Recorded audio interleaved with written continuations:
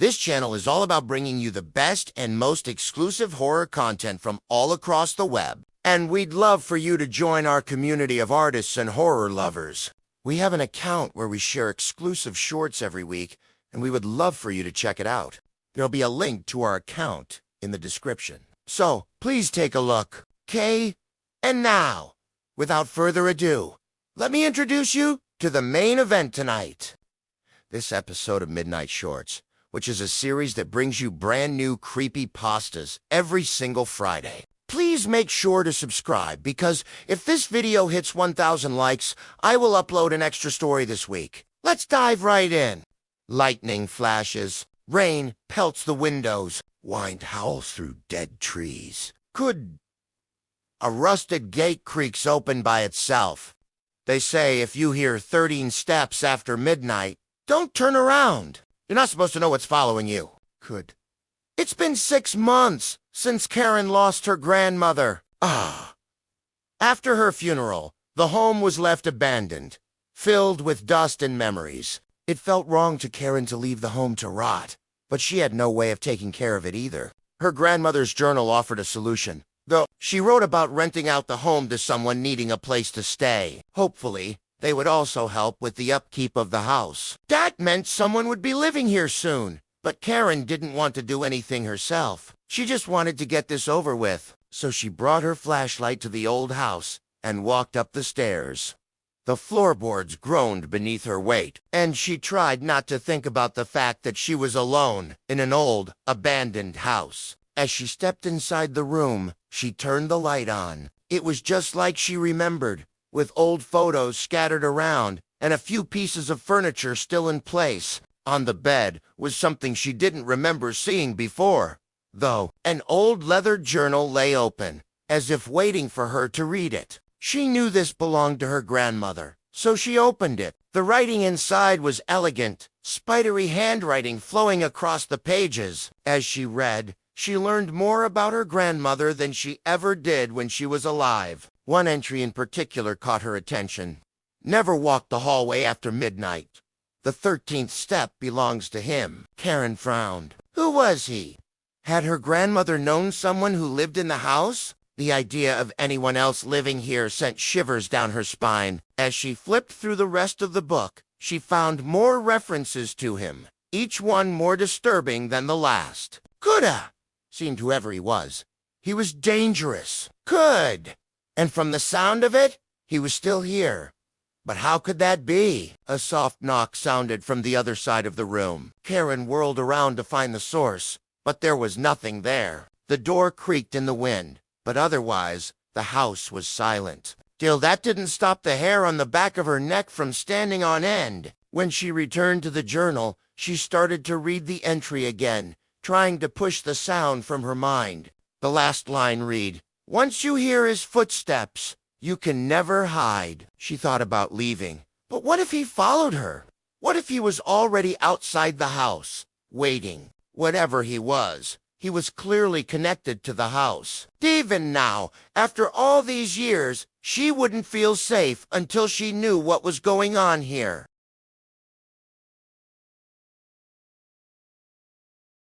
Whatever was here, she was going to find out what it was. Stepping out of the room, she walked to the hallway. Her grandmother had warned her about this. Maybe if she didn't think about it as her grandmother's journal, it would feel less menacing. Taking a step onto the wood floor, she started counting, just to prove to herself that everything was okay. 1, 2, 3. The floorboards creaked under her feet and echoed through the silent house. 4, 5, 6. She could hear the sound of her own breathing in her ears. 7, 8, 9, 10. Finally, she was approaching the end of the hall. Karen's breath hitched in her throat. 11, 12. She felt exposed, like she was being watched.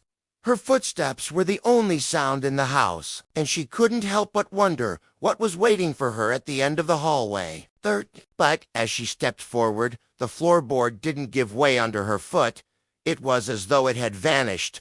Confused, Karen looked down. The 13th step should have been right here. So where was it? Panic started to rise in her chest. What if the entry was right? What if whatever this was had been waiting for her? Turning around, she backed away from the wall, her eyes darting around the room for an escape. In her panic, she didn't see the door behind her open. From what she assumed was the other side of the wall, she backed away from it. Fear lent her speed as she ran down the hallway. Desperate to get away from whatever was hiding in the house, she didn't dare look back to see what was pursuing her. Then she saw a sliver of light ahead of her. Throwing herself through the doorway, she tumbled into the basement. She had never been down here before, and she hadn't even realized there was a basement door at the top of the stairs. As she scrambled to her feet, she could hear heavy footsteps coming down the stairs after her. She needed to hide, but there was nowhere to go. Suddenly, she noticed a door on the far wall. Rushing toward it, she threw herself inside. Gasping, she leaned against the door, her heart pounding in her chest.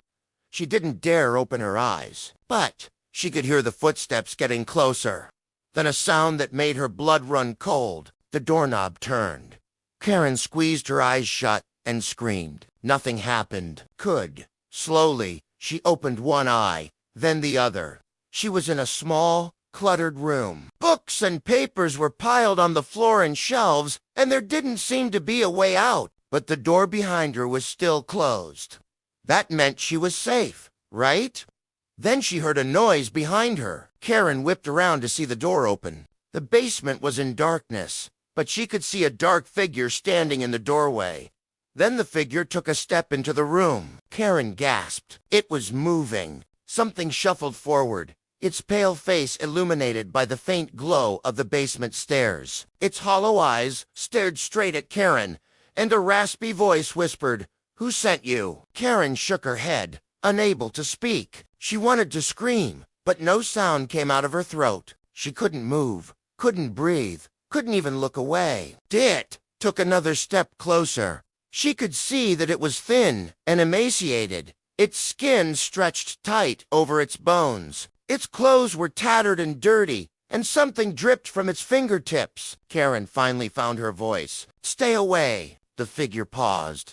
Karen held her breath, hoping it would leave. Maybe it had just come down the stairs to investigate, but the figure continued to creep forward. It moved slowly, deliberately, and Karen's fear grew. It stopped directly in front of her, blocking the only light in the room. Its eyes seemed to bore into hers, and Karen struggled to keep herself from screaming. Then the figure did something unexpected. It pointed to the floor. Karen looked down to see a message scrawled in chalk. It read, 13 steps after midnight. Now you're his. Karen felt a surge of panic. Was this all because of her grandmother's journal? What had she gotten herself involved in? The figure shuffled back a step, its eyes never leaving hers. Then it turned and shuffled back down the stairs, disappearing into the darkness. Karen stumbled back, knocking over a nearby shelf. Papers and books rained down on her, and she quickly bent to gather them up. She had to get out of here. She didn't stop until she reached her bedroom. Safe inside, Karen sank to the floor, her heart still pounding. Had she really seen what she thought she'd seen? Was it really lurking in the basement, waiting for her? As she sat there, she noticed something strange. Her feet were bare. She remembered wearing socks, but where were they? She looked down at her feet. They were dusty, as if she'd been walking on the ground for a long time, and there were 13 scratches on her toes, each one shaped like a nail. Suddenly, Karen remembered the journal entry. Once you hear his footsteps, you can never hide. She looked down at her feet, then at the door. Slowly, she got to her feet and walked to the mirror. She gasped. In the mirror stood not her, but a pale, emaciated woman with hollow eyes and tattered clothes. She was thin and dirty, and something dripped from her fingertips. The woman turned to Karen and smiled, revealing teeth that were too sharp and too numerous. "Den," she whispered. "You heard him.